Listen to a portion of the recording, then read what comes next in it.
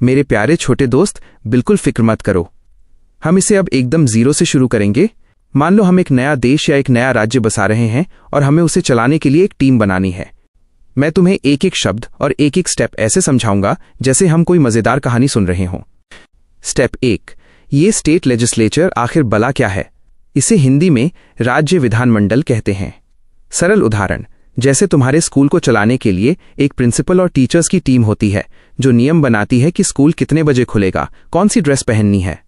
वैसे ही जैसे उत्तर प्रदेश या बिहार को चलाने के लिए जो टीम नियम कानून बनाती है उसे स्टेट लेजिस्लेचर कहते हैं। सुप्रीम लेजिस्लेटिव ऑर्गन, इसका मतलब है कि राज्य के अंदर कानून बनाने की सबसे ऊंची और सबसे बड़ी पावर इसी टीम के पास है, इससे ऊपर कोई नहीं। प्लेस ऑफ प्राइमेसी, इसका मतलब है कि राजनीति के खेल में ये टीम कैप्टन है, इसकी जगह सबसे पहली और सबसे खास है। स्टेप 2, ये जानकारी हमें कहाँ मिली? The address. जैसे तुम्हारा घर किसी गली या मोहल्ले में होता है, वैसे ही इन नियमों का भी एक पता है। कॉन्स्टिट्यूशन, संविधान, ये भारत की सबसे बड़ी नियमों की किताब है। पार्ट VI भाग 6, इस किताब का छठा चैप्टर सिर्फ राज्यों के बारे में है। आर्टिकल्स 168 to 212, ये उस चैप्टर के पेज नंबर या पॉइंट नंबर की तरह हैं। इन पॉइंट्स में लिखा है कि राज्य की टीम कैसे बनेगी, वो क्या काम करेगी और उन्हें हटाया कैसे जाएगा। स्टेप 3, टीम के सदस्य कौन कौन होते हैं? ऑर्गेनाइजेशन, यहां थोड़ा ध्यान से समझना क्योंकि यहां दो तरह की टीमें हो सकती हैं। ए, छोटी टीम, यूनिकैमरल सिस्टम -1 सदनात्मक।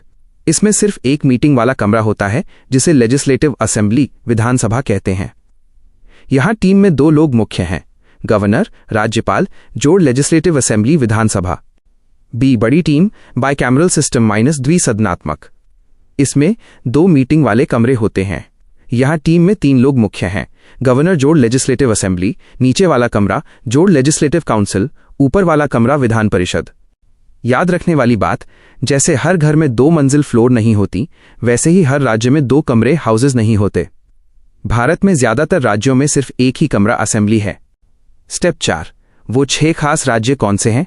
पूरे भारत में सिर्फ 6 राज्य ऐसे हैं जिन्होंने 2 कमरों वाला सिस्टम बाइकैमरल चुना है। इन्हें याद करने का सबसे आसान तरीका है इन राज्यों के नाम। 1, आंध्र प्रदेश, आंध्र प्रदेश। 2, तेलंगाना, तेलंगाना। 3, उत्तर प्रदेश, उत्तर प्रदेश। 4, बिहार, बिहार। 5, महाराष्ट्र, महाराष्ट्र। 6, कर्नाटका, कर्नाटक। उदाहरण, सोचो उत्तर प्रदेश इतना बड़ा है कि वहां बहुत सारे काम होते हैं, इसलिए वहां 2 कमरों की जरूरत पड़ती है ताकि कानून बहुत सोच समझकर बने। स्टेप 5, आंध्र प्रदेश और तमिलनाडु की उलझन। आंध्र प्रदेश, इन्होंने 2005 में एक नया कानून बनाया ताकि अपना दूसरा कमरा लेजिस्लेटिव काउंसिल फिर से शुरू कर सकें। उन्होंने इसे दोबारा शुरू कर भी दिया। तमिलनाडु, इन्होंने 2010 में कानून तो बनाया कि हमें भी दूसरा कमरा चाहिए, लेकिन अभी तक वो शुरू नहीं हो पाया है। ये वैसा ही है जैसे आपने साइकिल खरीदने की जिद की, पापा ने हाँ भी कर दी, पर अभी तक साइकिल दुकान से घर नहीं आई। स्टेप 6, जम्मू और कश्मीर में क्या बदला? 2019 से पहले जम्मू कश्मीर एक राज्य था और वहां 2 कमरे बाइकैमरल थे। लेकिन 2019 में सरकार ने एक नया नियम बनाया जिसका नाम था Jammu and Kashmir Reorganisation Act. इस नियम ने वहां के दूसरे कमरे लेजिस्लेटिव काउंसिल को अबॉलिश्ड खत्म कर दिया। अब वहां सिर्फ एक ही कमरा बचा है, लेजिस्लेटिव असेंबली, इसलिए अब वो यूनिकैमरल बन गया है। सबसे सरल निचोड़, द अल्टीमेट समरी। 1, कानून की फैक्ट्री, स्टेट लेजिस्लेचर वो जगह है जहां राज्य के कानून बनते हैं। 2, किताब का नियम, संविधान के भाग 6, आर्टिकल्स 168 to 212 में इसके बारे में लिखा है। 3, टीम का ढांचा, राज्यपाल, गवर्नर हमेशा टीम का हिस्सा होते हैं। उनके साथ या तो सिर्फ विधानसभा होगी या विधानसभा जोड़ विधान परिषद दोनों होंगे। 4, संख्या, भारत के 28 राज्यों में से सिर्फ 6 राज्यों में 2 कमरे बाइकैमरल हैं। 5, बदलाव, जम्मू कश्मीर अब 2 कमरों से घटकर 1 कमरे वाला क्षेत्र बन गया है। मेरे छोटे दोस्त, क्या अब आपको ये एकदम साफ क्रिस्टल क्लियर हो गया? क्या आप चाहते हैं कि मैं आपको ये बताऊं कि विधानसभा और विधान परिषद के बीच असली अंतर क्या होता है?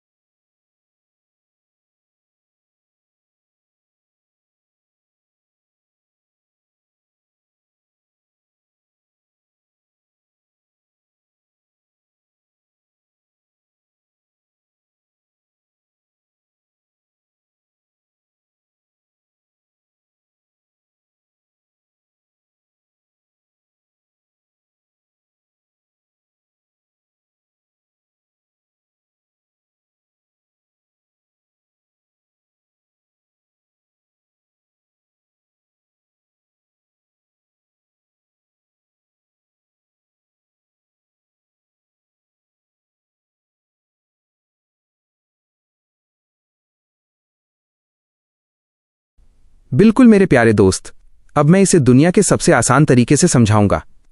ऐसा समझो कि हम एक दो मंजिला घर बनाने या गिराने की कहानी सुन रहे हैं।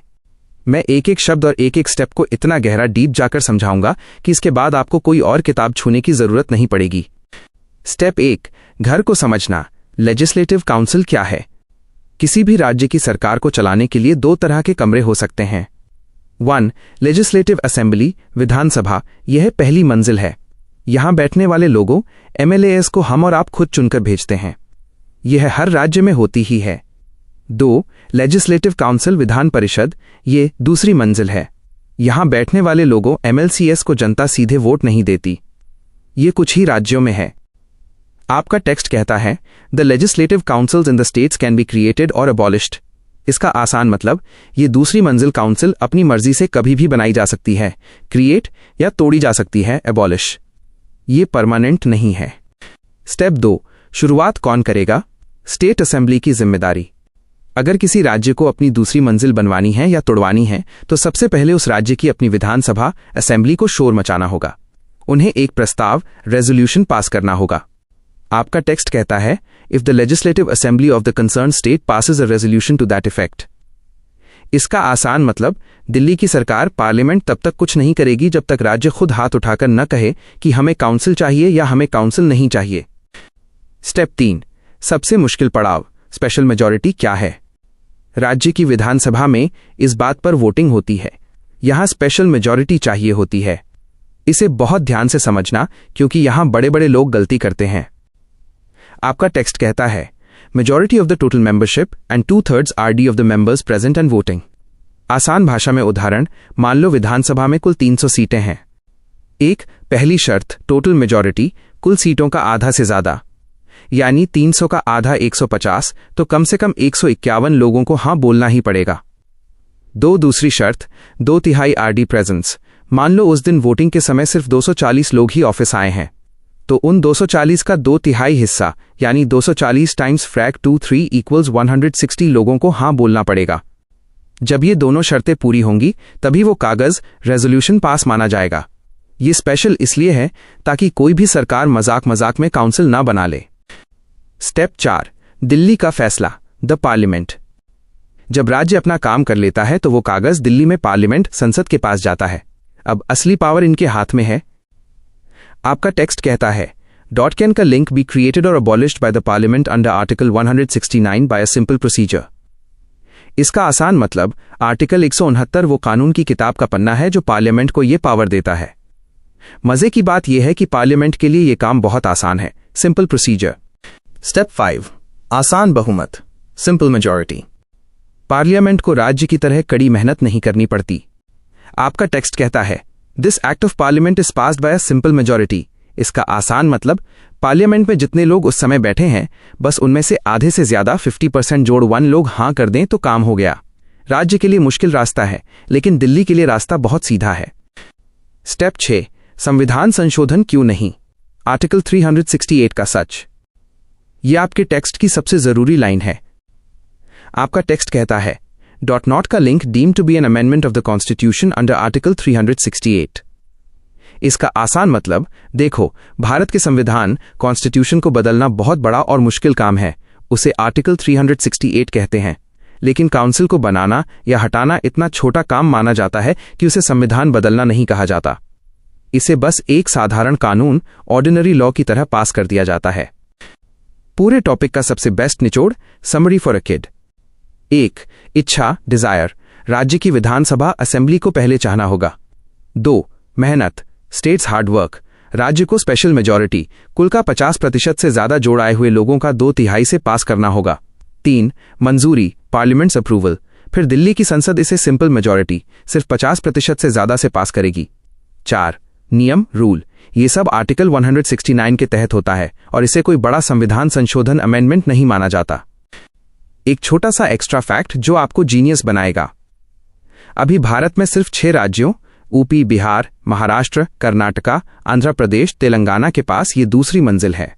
तमिलनाडु और पश्चिम बंगाल जैसे राज्य कई बार इसे बनाने या हटाने की कोशिश कर चुके हैं, लेकिन जब तक राज्य और दिल्ली, पार्लियामेंट दोनों राजी नहीं होते तब तक कुछ नहीं बदलता। क्या आप जानना चाहते हैं कि इन 6 राज्यों के पास ही ये खास पावर क्यों है और बाकी राज्यों के पास क्यों नहीं?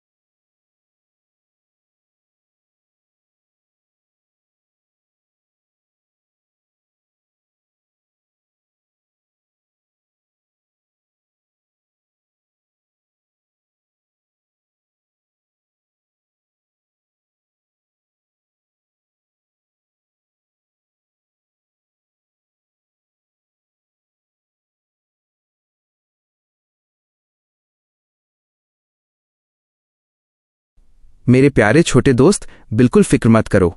अब मैं तुम्हें ऐसे समझाऊंगा कि तुम सोकर उठने के बाद भी किसी को ये पूरा टॉपिक पढ़ा दोगे।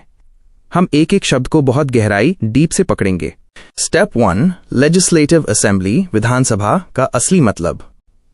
सबसे पहले ये जानो कि लेजिस्लेटिव का मतलब होता है कानून बनाने वाला और असेंबली का मतलब होता है सभा या ग्रुप। तो विधानसभा का मतलब हुआ वो जगह जहां राज्य के लिए नियम और कानून बनाए जाते हैं।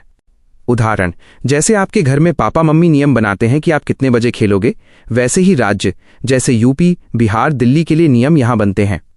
स्टेप 2, चुनाव कैसे होता है? डायरेक्ट इलेक्शन और एडल्ट सफरेज। किताब कहती है direct election on the basis of adult suffrage. Direct election, प्रत्यक्ष चुनाव, इसका मतलब है बीच में कोई नहीं है। आप खुद पोलिंग बूथ पर जाते हो, बटन दबाते हो और अपना नेता एमएलए चुनते हो। एडल्ट सफरेज, वयस्क मताधिकार। एडल्ट मतलब 18 साल का बड़ा इंसान। सफरेज मतलब वोट देने की शक्ति। भारत में नियम है कि अगर आप 18 के हो गए तो आपकी जाति, धर्म या अमीरी गरीबी नहीं देखी जाएगी, बस आपका भारतीय होना काफी है। एकदम आसान उदाहरण, जैसे क्लास में कैप्टन चुनना हो और सब बच्चे हाथ उठाकर अपना पसंदीदा कैप्टन चुने, वही डायरेक्ट इलेक्शन है। स्टेप 3, सीट कितनी होंगी? मैक्सिमम और मिनिमम स्ट्रेंथ। हर टीम में खिलाड़ियों की संख्या तय होती है, वैसे ही यहां भी नियम है।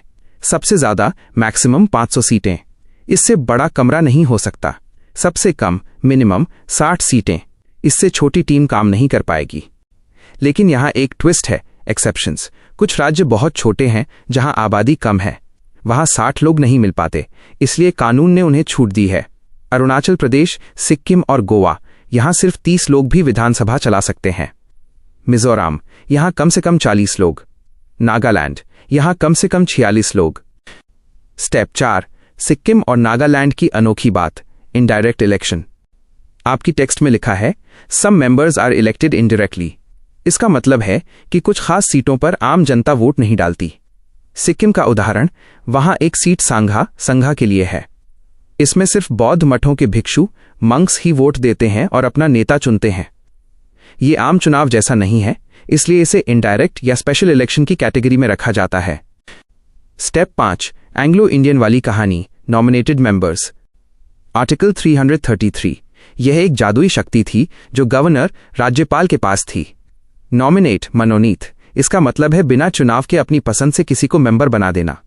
एंग्लो इंडियन, जिनके पापा या दादाजी अंग्रेज ब्रिटिश थे पर वो अब इंडिया में बस गए हैं। अब क्या हुआ? The update. पहले सोचा गया था कि ये लोग कम हैं तो इन्हें एक सीट गिफ्ट में दे दी जाए। 2009 के नियम 95th अमेंडमेंट ने कहा कि ये 2020 तक चलेगा। लेकिन जब 2020 आया तो सरकार ने देखा कि अब इनकी संख्या बहुत कम है और इन्हें अलग से सीट देने की जरूरत नहीं है। इसलिए 104th अमेंडमेंट एक्ट के जरिए इस सीट को खत्म, ओमिटेड कर दिया गया। आज की बात, अब किसी भी विधानसभा में कोई एंग्लो इंडियन नॉमिनेट नहीं होता। ये सीट अब इतिहास बन चुकी है। स्टेप 6, सुरक्षित सीटें, एससी और ST reservation. Reservation of seats, कुछ वर्ग, स्केड्यूल्ड कास्ट्स और स्केड्यूल्ड ट्राइब्स इतिहास में पीछे छूट गए थे। उन्हें साथ लाने के लिए कुछ सीटें रिजर्व कर दी गईं। इसका मतलब क्या है? अगर किसी इलाके की सीट एससी रिजर्व्ड है तो वहां से चुनाव में खड़ा होने वाला इंसान सिर्फ एससी समुदाय का ही होगा, लेकिन वोट उसे सब लोग, जनरल, ओबीसी, एससी, एसटी देंगे। कब तक चलेगा? ये हर 10 साल में बढ़ाया जाता है। ताज़ा नियम 104th अमेंडमेंट कहता है कि ये 2030 तक चलेगा। 2030 में फिर से चेक किया जाएगा कि इसे आगे बढ़ाना है या नहीं। सबसे आसान प्रो टिप सारांश समरी। 1. जनता का राज, हम खुद अपने MLA चुनते हैं, डायरेक्ट इलेक्शन। 2. उम्र, वोट देने के लिए 18 साल, विधायक MLA बनने के लिए कम से कम 25 साल। 3. गिनती, कम से कम 60, छोटे राज्यों में 30/40, ज्यादा से ज्यादा 500। 4. बदलाव, एंग्लो इंडियन वाला नियम अब खत्म 2020 से, पर SC/ST वाला चालू है 2030 तक। क्या अब आपको लेजिस्लेटिव असेंबली की एक एक ईंट के बारे में पता चल गया? अगर आप चाहें तो मैं आपको ये बता सकता हूं कि ये MLA लोग विधानसभा के अंदर जाकर आखिर काम कैसे करते हैं।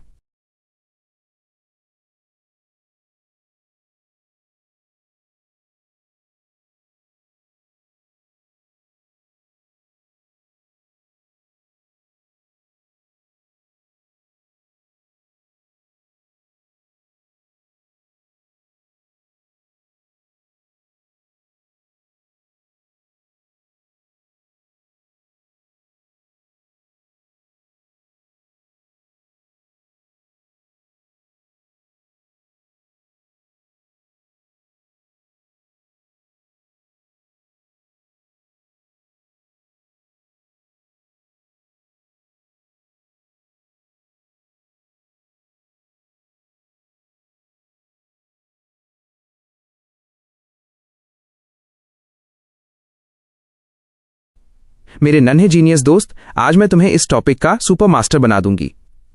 हम इसे 5 आसान स्टेप्स में समझेंगे।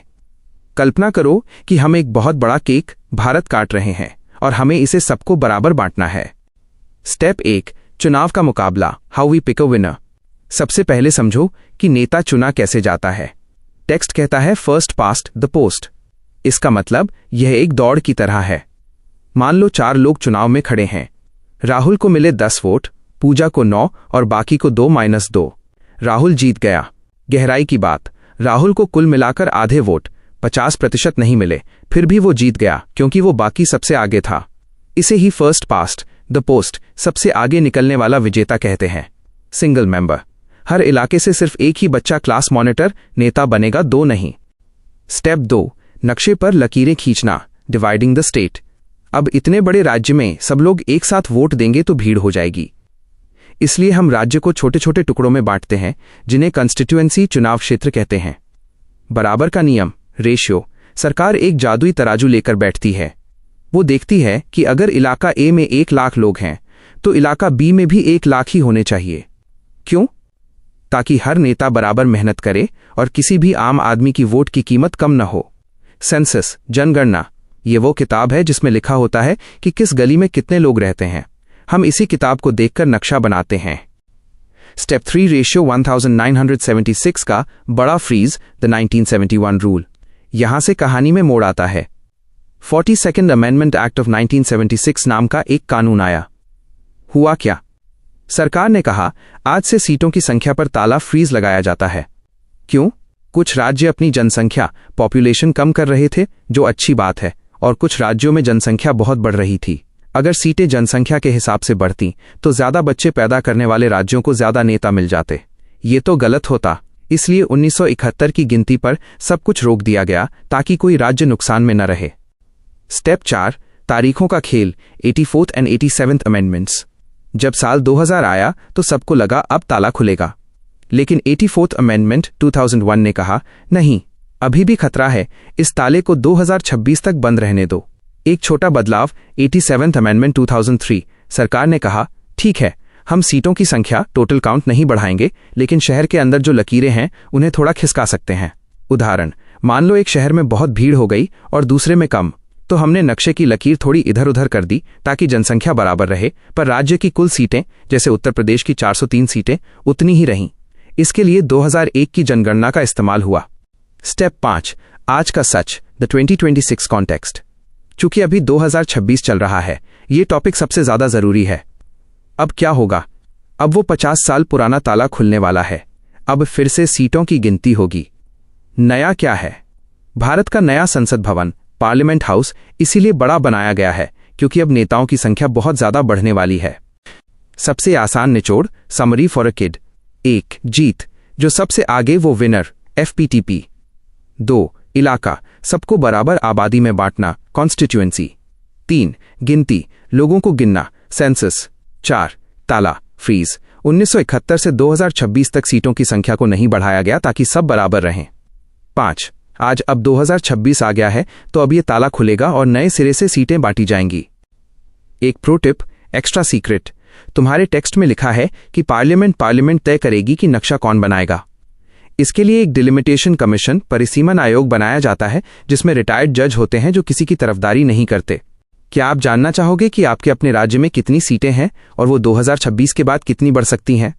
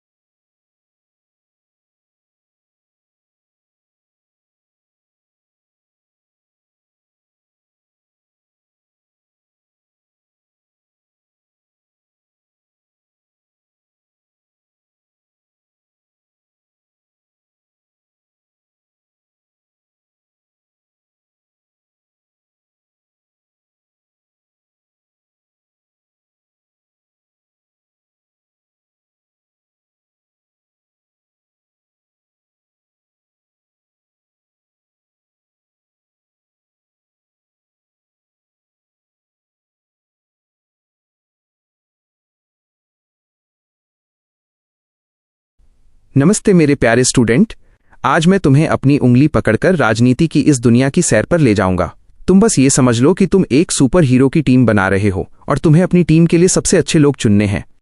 चलो एक एक कदम स्टेप बाय स्टेप करके इसे एकदम आसान भाषा में गहराई से समझते हैं। Step 1, legislative council, Vidhan Parishad आखिर है क्या?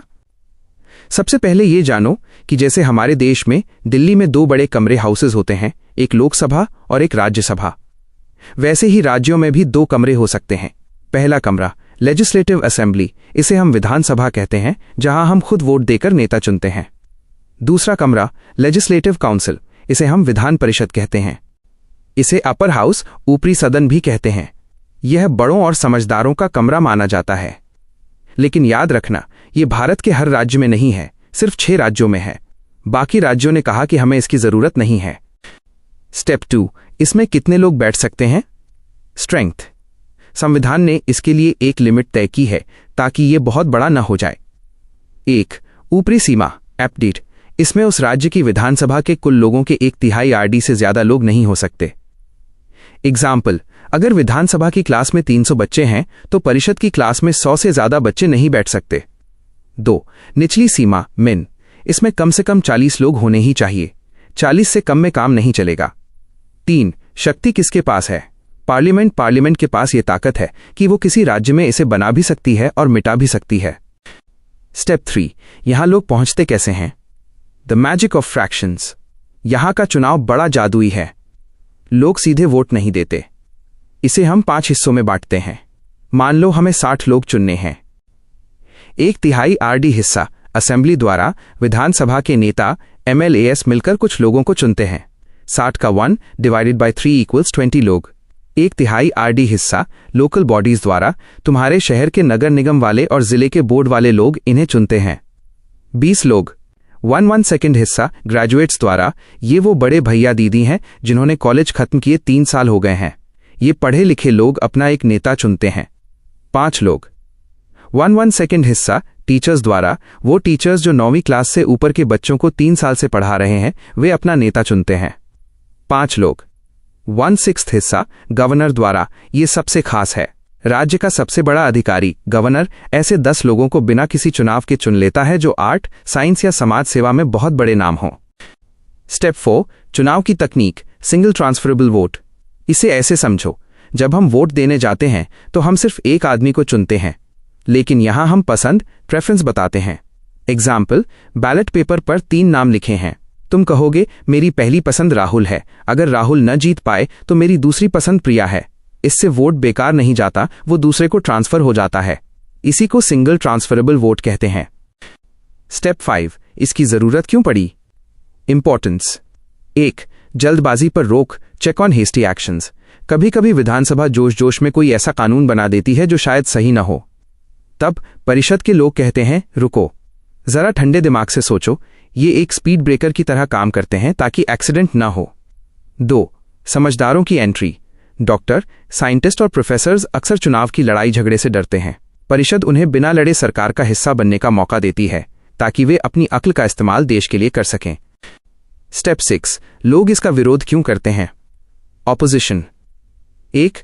पैसे की बर्बादी, इतने सारे नेताओं को सैलरी देना, उनके लिए ऑफिस बनाना, इसमें बहुत सारा सरकारी पैसा, स्टेट फाइनेंसेस खर्च होता है। 2. हारने वालों का सहारा, कभी कभी जो नेता जनता का चुनाव हार जाते हैं, पार्टी उन्हें पिछले दरवाजे काउंसिल से अंदर ले आती है, इसे बैकडोर एंट्री भी कहते हैं। 3. देरी करना, कई बार ये अच्छे कामों को भी फालतू में रोककर बैठ जाते हैं जिससे काम में देरी होती है। सबसे जरूरी बात जो आपको बेस्ट बनाएगी, फाइनल एक्सट्रैक्ट। विधान परिषद एक परमानेंट हाउस है। जैसे स्कूल की बिल्डिंग कभी बंद नहीं होती, बस बच्चे बदलते रहते हैं। इसके सदस्य 6 साल के लिए चुने जाते हैं। हर 2 साल बाद 1/3 लोग रिटायर हो जाते हैं और उनकी जगह नए लोग आ जाते हैं। निचोड़, विधानसभा दिल है जो जनता की भावना से चलती है और विधान परिषद दिमाग है जो शांति और अनुभव से काम करती है। क्या अब आपको इन हिस्सों, फ्रैक्शंस जैसे 1/3 और 1/12 में कोई कंफ्यूजन है? अगर है तो बताओ, मैं फिर से समझाऊंगा।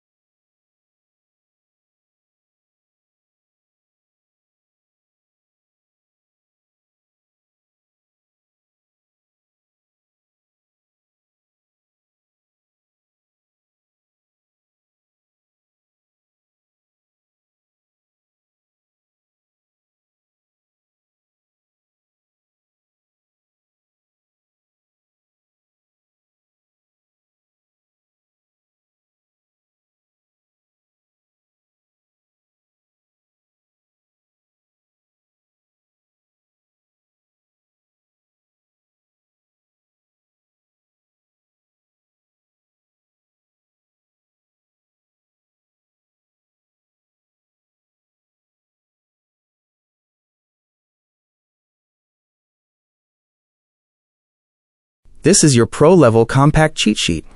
It is factually dense, contains the latest 2026 status, and includes memory anchors to ensure you never forget the numbers. Legislative Council, Vidhan Parishad, Exam Cheat Sheet. Core Identity, Nature, Permanent Body, Continuing Chamber, cannot be dissolved. House Type, Upper House/House of Elders/Second Chamber. Relevant Articles, *Art 168. Constitution of Legislatures and States. Art 169. Abolition or creation of councils. Parliament's power. Art 171. Composition/structure of the council.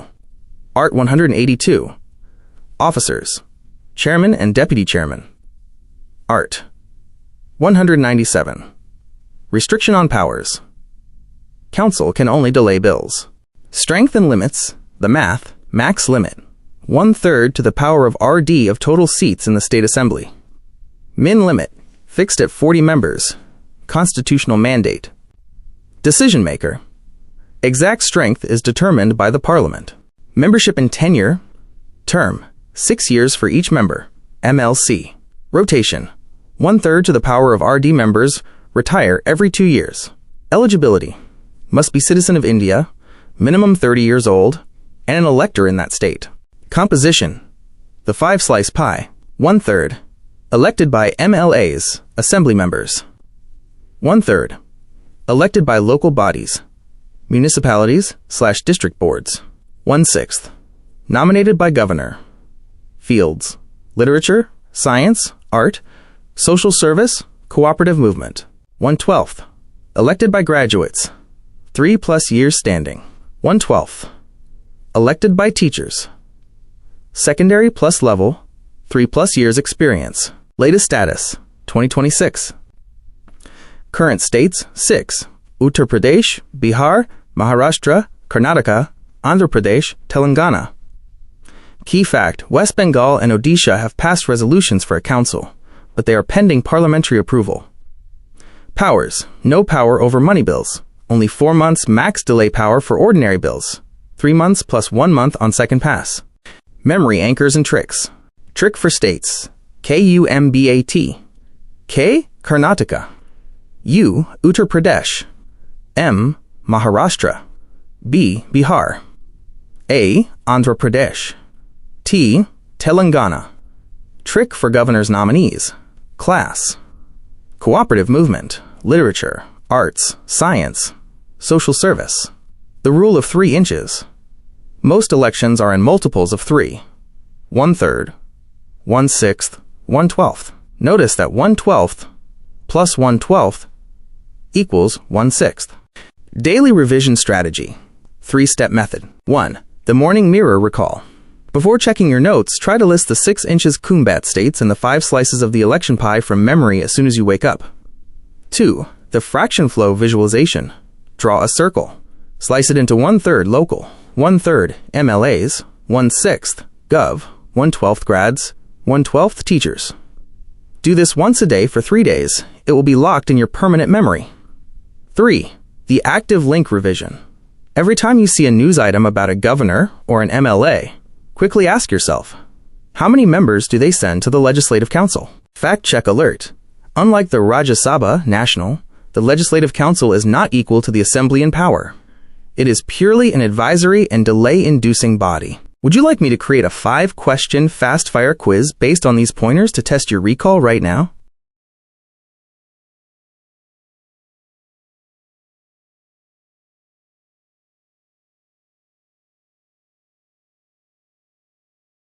मेरे छोटे दोस्त, अब हम इस topic की बिल्कुल खाल उधेड़ देंगे।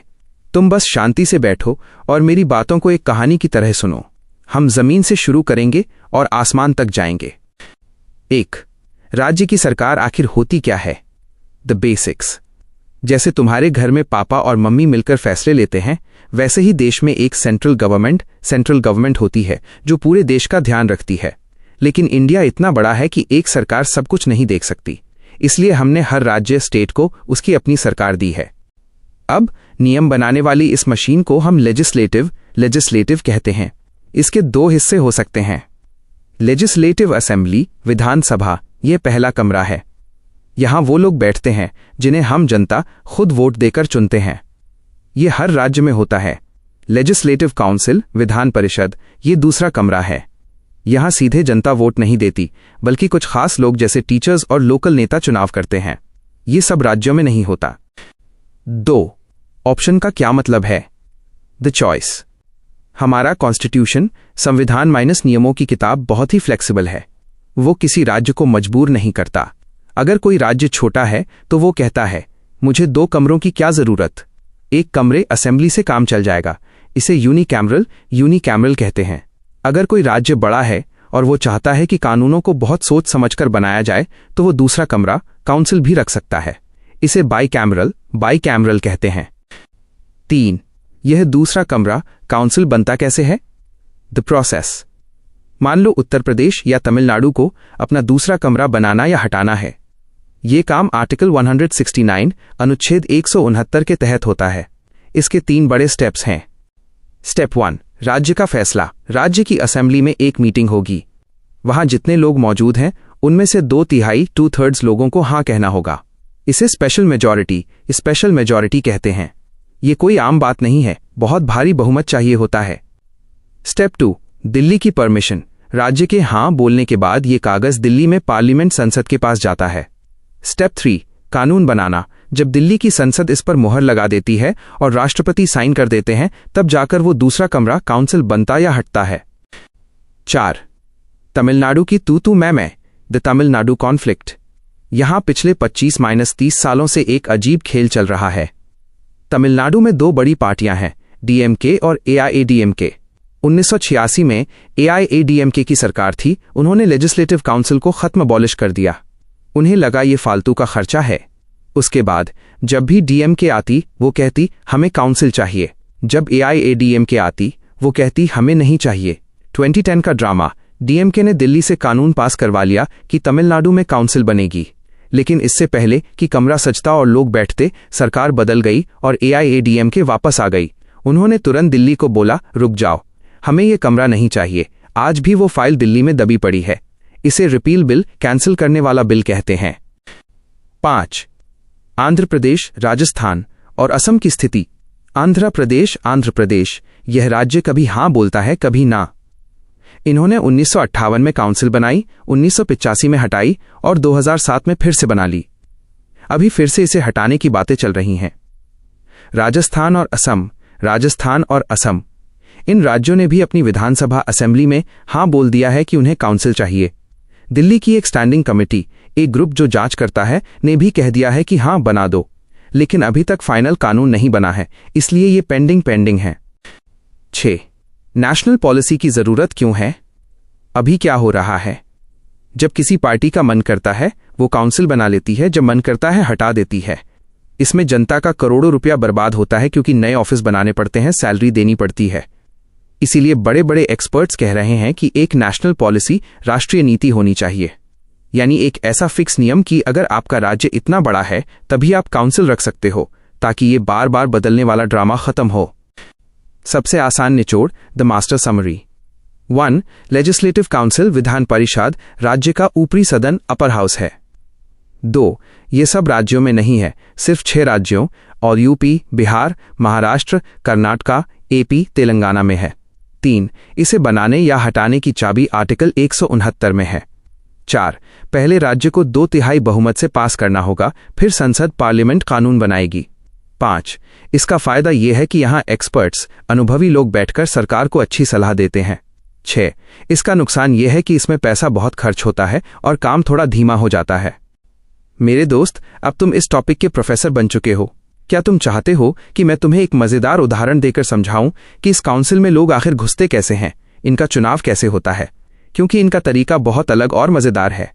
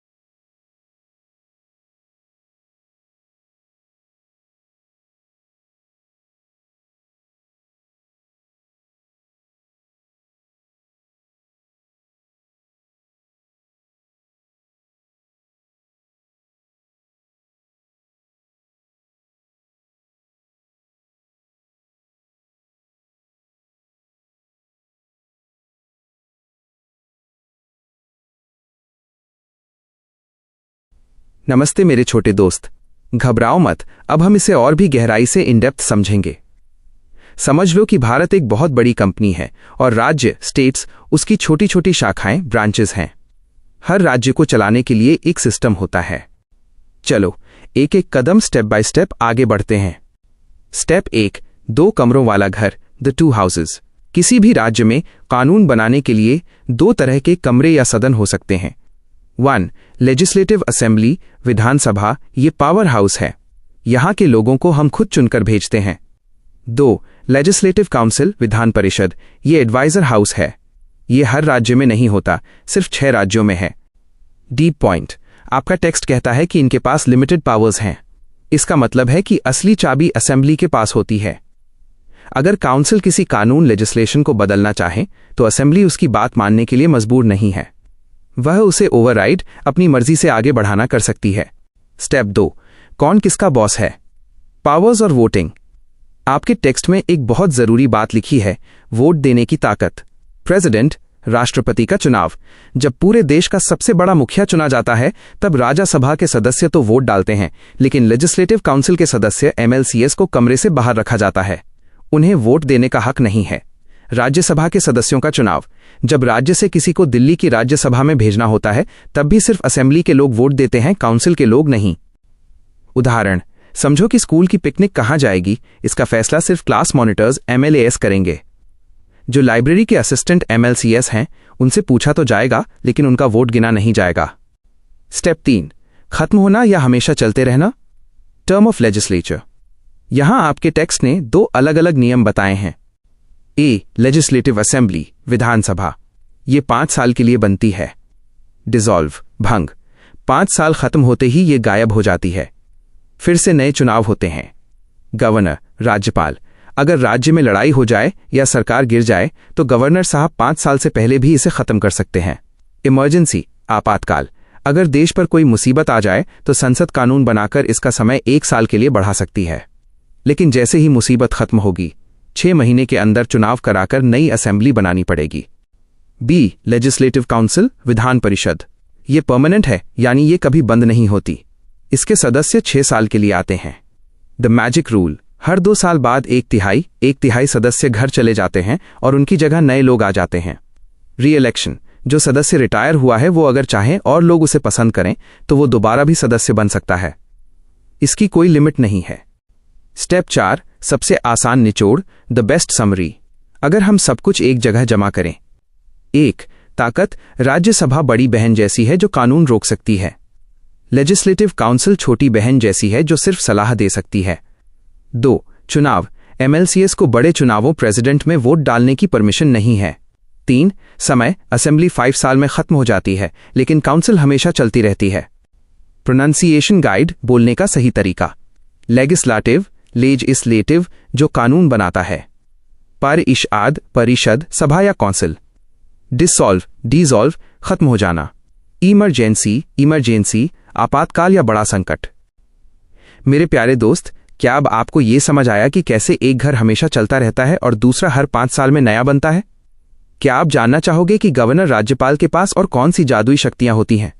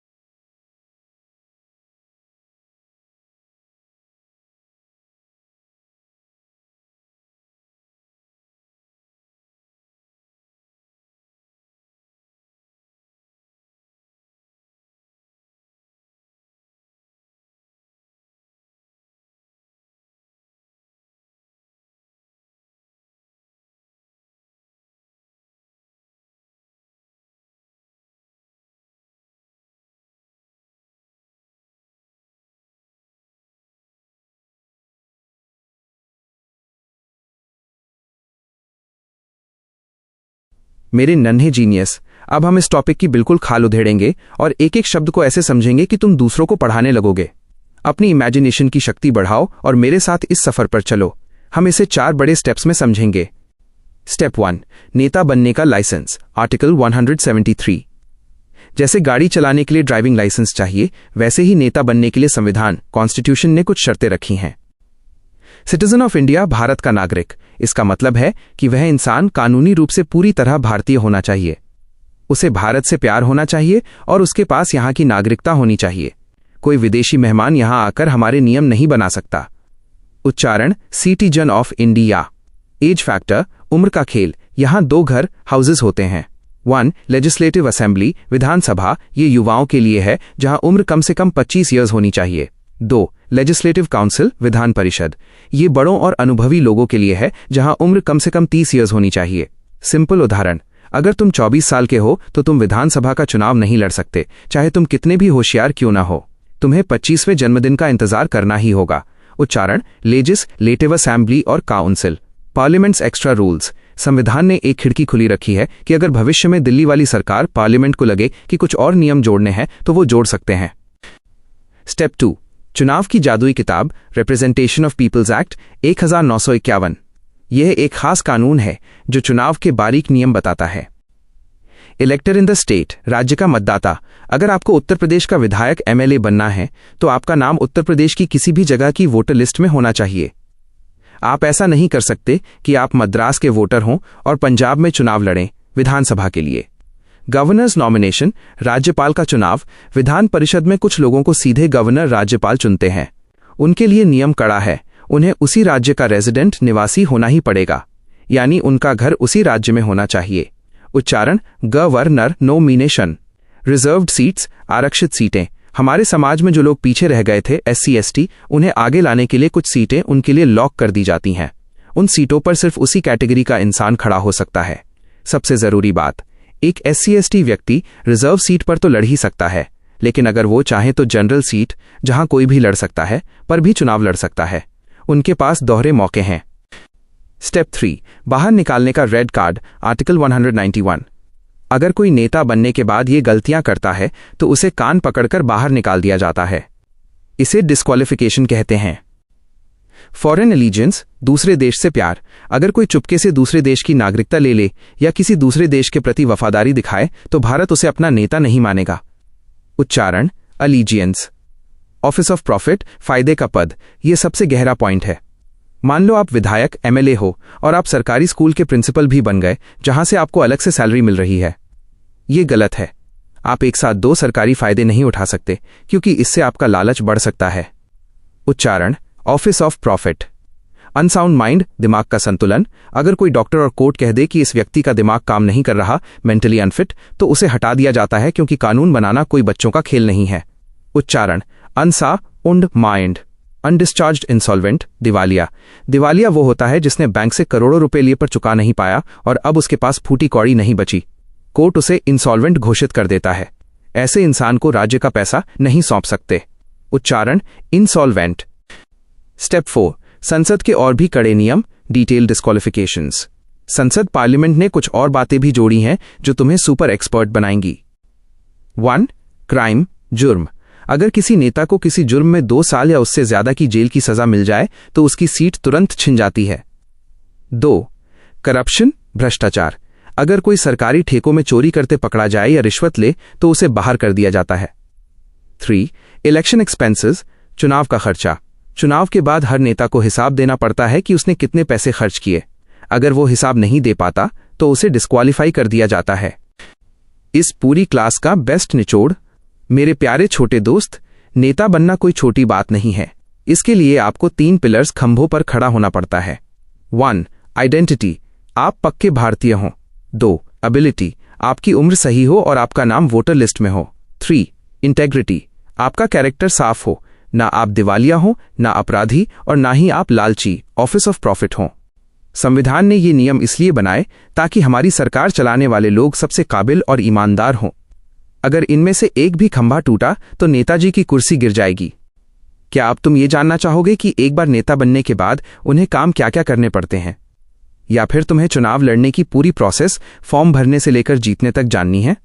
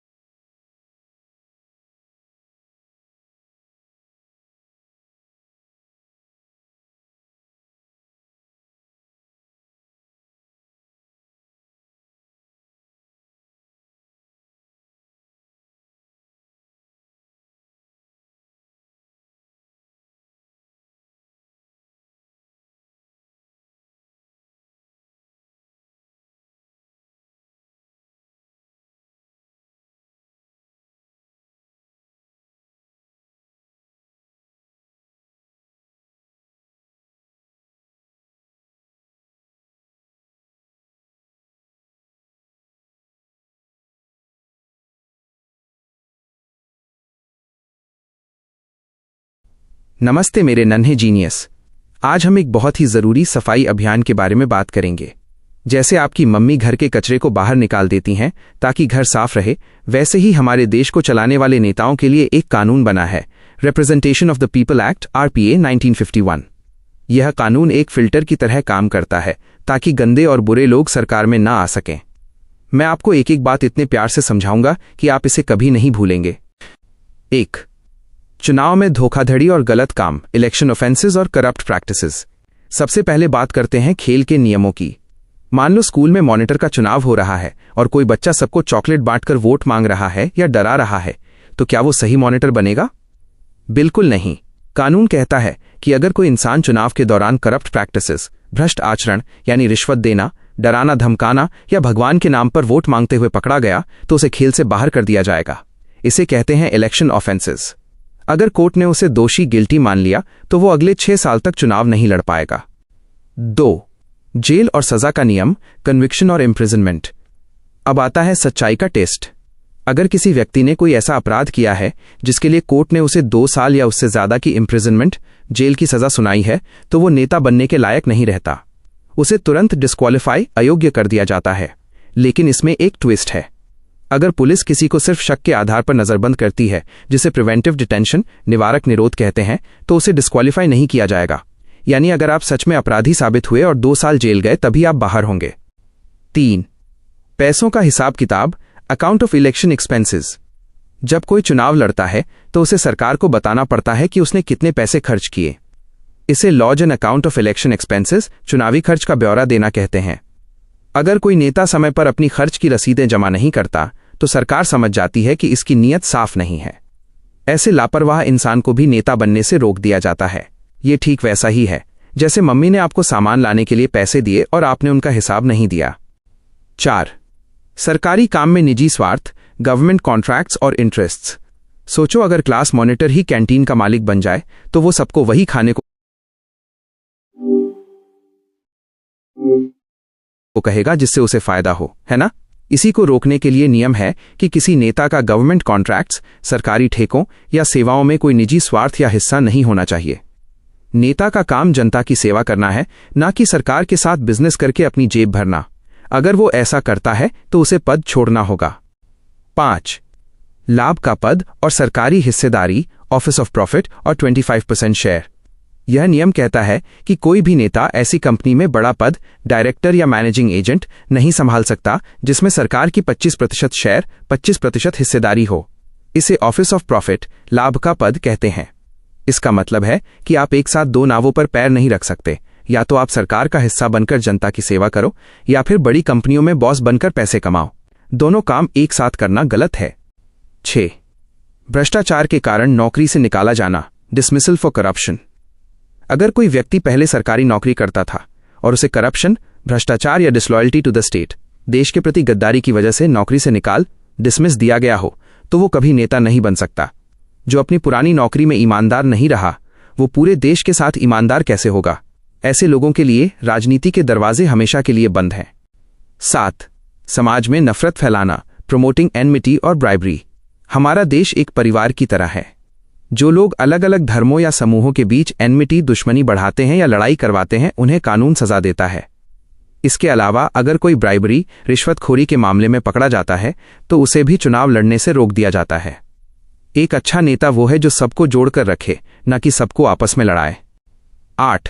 सामाजिक बुराइयों को बढ़ावा देना, सोशल क्राइम्स। हमारे समाज में कुछ पुरानी बीमारियां थीं, जैसे अनटचेबिलिटी, छुआछूत, डाउरी, दहेज और सती प्रथा। ये बहुत बड़े अपराध हैं। अगर किसी व्यक्ति को इन बुराइयों को बढ़ावा देने या इन्हें मानने के लिए सजा मिली है तो वह कभी नेता नहीं बन सकता। एक सच्चा लीडर वही है जो सबको बराबरी का सम्मान दे और पुरानी गलत परंपराओं को खत्म करे। 9. आखिरी फैसला किसका?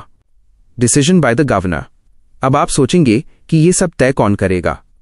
अगर किसी विधायक, MLA की योग्यता पर सवाल उठता है तो आखिरी फैसला राज्य के गवर्नर, राज्यपाल का होता है। लेकिन गवर्नर अपनी मर्जी से फैसला नहीं ले सकते। उन्हें इलेक्शन कमीशन, चुनाव आयोग से उनकी ओपिनियन, राय मांगनी पड़ती है। जैसा चुनाव आयोग कहेगा, गवर्नर को वैसा ही करना पड़ेगा। यानी असली रेफरी चुनाव आयोग ही है।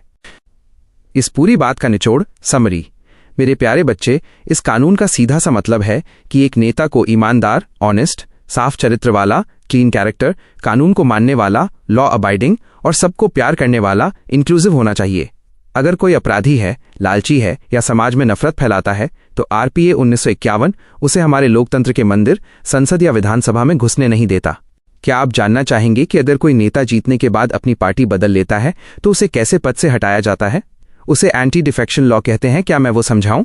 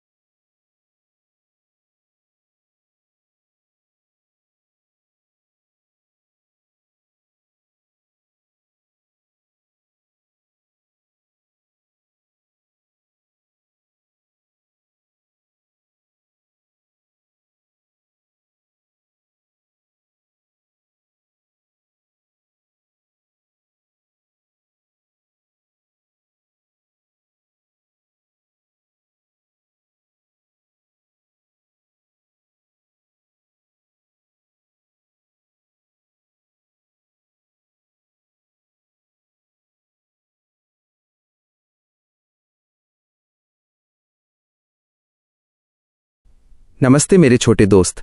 अब हम इस पूरे कानून को दुनिया की सबसे आसान भाषा में समझेंगे। सोचो कि तुम एक बहुत बड़े खेल के मैदान में हो और वहां कुछ नियम हैं जिन्हें मानना जरूरी है, वरना तुम्हें खेल से बाहर निकाल दिया जाएगा। 1. इस कानून का जन्म, the birth of the law. Bharat के संविधान, कॉन्स्टिट्यूशन की किताब में बहुत सारे पन्ने हैं। 1985 में सरकार को लगा कि नेता लोग अपनी टीम, पार्टी बार बार बदल रहे हैं, जिससे देश को नुकसान हो रहा है। इसलिए उन्होंने संविधान में 52nd कॉन्स्टिट्यूशनल अमेंडमेंट एक्ट 1985, 52वां संविधान संशोधन अधिनियम नाम का एक अपडेट किया। इस अपडेट के जरिए संविधान के अंत में एक नई लिस्ट जोड़ी गई जिसे 10th शेड्यूल, 10वीं अनुसूची कहते हैं। इसे आम भाषा में एंटी डिफेक्शन लॉ, दल बदल विरोधी कानून कहा जाता है। इसका मकसद सिर्फ एक है, नेताओं को अपनी टीम के साथ गद्दारी करने से रोकना। 2. ये नियम किस पर लागू होता है? To whom does it apply? ये कानून उन सभी लोगों पर लागू होता है जो चुनाव जीतकर पार्लियामेंट, संसद माइनस जहां पूरे देश के कानून बनते हैं, या स्टेट लेजिस्लेचर, राज्य विधानमंडल माइनस जहां आपके राज्य के कानून बनते हैं, में पहुंचते हैं। चाहे वो लोकसभा का सदस्य हो या राज्यसभा का या फिर आपके राज्य की लेजिस्लेटिव असेंबली, विधानसभा का, अगर किसी ने अपनी टीम के साथ धोखा किया तो उसे डिस्क्वालिफिकेशन, अयोग्य घोषित कर दिया जाएगा, यानी उसकी कुर्सी छीन ली जाएगी और वो नेता नहीं रहेगा। 3. नेता कब आउट, डिस्क्वालिफाइड हो जाता है? The rules of the game. यहां 3 तरह के खिलाड़ियों के लिए अलग अलग नियम हैं। पहला, जो किसी पार्टी की टिकट पर जीत कर आए हैं, पार्टी मेंबर्स। अगर कोई नेता अपनी मर्जी से अपनी पार्टी छोड़ देता है, वॉलंटरली रिजाइंस, तो वो अपनी कुर्सी भी खो देगा। इसके अलावा अगर उसकी पार्टी ने उसे आदेश दिया, जिसे विप कहते हैं, कि आज तुम्हें हां में वोट देना है, लेकिन वो नेता ना बोल देता है या वोट देने ही नहीं आता, डिसोबेज द डायरेक्टिव्स, तो उसे धोखेबाज माना जाएगा। इसे ही कॉन्ट्रवेंशन ऑफ द विप का उल्लंघन कहते हैं। दूसरा, जो अकेले चुनाव लड़े थे, इंडिपेंडेंट मेंबर्स। कुछ नेता किसी पार्टी से नहीं जुड़ते, उन्हें निर्दलीय या इंडिपेंडेंट कहते हैं। जनता ने उन्हें इसलिए चुना क्योंकि वो किसी पार्टी के नहीं थे, लेकिन अगर जीतने के बाद वो किसी पॉलिटिकल पार्टी में शामिल हो जाते हैं तो कानून कहता है आपने जनता को धोखा दिया, अब आप नेता नहीं रह सकते। तीसरा, जिन्हें सरकार ने खुद चुना है, नॉमिनेटेड मेंबर्स। कुछ खास लोग जैसे महान खिलाड़ी या वैज्ञानिक बिना चुनाव के सदन में भेजे जाते हैं, इन्हें नॉमिनेटेड मेंबर्स कहते हैं। इन्हें एक खास मौका दिया जाता है। अगर ये सदन में आने के 6 महीने के अंदर किसी पार्टी को ज्वाइन करना चाहें तो कर सकते हैं, लेकिन अगर 6 महीने खत्म होने के बाद यानी 181वें दिन किसी पार्टी में गए तो इन्हें भी बाहर डिस्क्वालिफाइड कर दिया जाएगा। 4. अंपायर कौन है और क्या उसका फैसला आखिरी है? The umpire and judicial review. इस खेल का अंपायर कौन है? अगर मामला लेजिस्लेटिव काउंसिल, विधान परिषद का है तो फैसला चेयरमैन, सभापति लेंगे। अगर मामला लेजिस्लेटिव असेंबली, विधानसभा या लोकसभा का है तो फैसला स्पीकर, अध्यक्ष लेंगे। याद रखना, यहां गवर्नर, राज्यपाल या प्रेसिडेंट का कोई काम नहीं है। पहले लोग सोचते थे कि अंपायर स्पीकर का फैसला आखिरी है, लेकिन 1992 में सुप्रीम कोर्ट ने एक बहुत जरूरी बात कही। कोर्ट ने कहा कि अगर स्पीकर गलत तरीके से किसी को बाहर निकालते हैं तो कोर्ट उस फैसले को चेक कर सकता है। इसे जुडिशियल रिव्यू, न्यायिक समीक्षा कहते हैं, यानी अंपायर भी कानून से ऊपर नहीं है। 5. इस पूरे पाठ का निचोड़, द मास्टर समरी। मेरे प्यारे दोस्त, इस पूरे कानून का सबसे बड़ा निचोड़ समरी ये है कि ये कानून आया राम गया राम वाली राजनीति को खत्म करने के लिए बनाया गया था। इसका मतलब है कि एक नेता अपनी कुर्सी बचाने के लालच में बार बार टीम नहीं बदल सकता। अगर वो टीम बदलेगा तो उसे अपनी कुर्सी से हाथ धोना पड़ेगा। लेकिन इसमें एक छोटा सा रास्ता, लूप होल भी है। अगर एक पार्टी के 2/3 सदस्य एक साथ मिलकर दूसरी पार्टी में जाते हैं तो उसे धोखा नहीं बल्कि मर्जर विलय माना जाता है और तब उनकी कुर्सी नहीं जाती। क्या आप चाहते हैं कि मैं आपको एक मजेदार क्विज दूं जिससे पता चले कि आप इस कानून के मास्टर बन गए हैं या नहीं?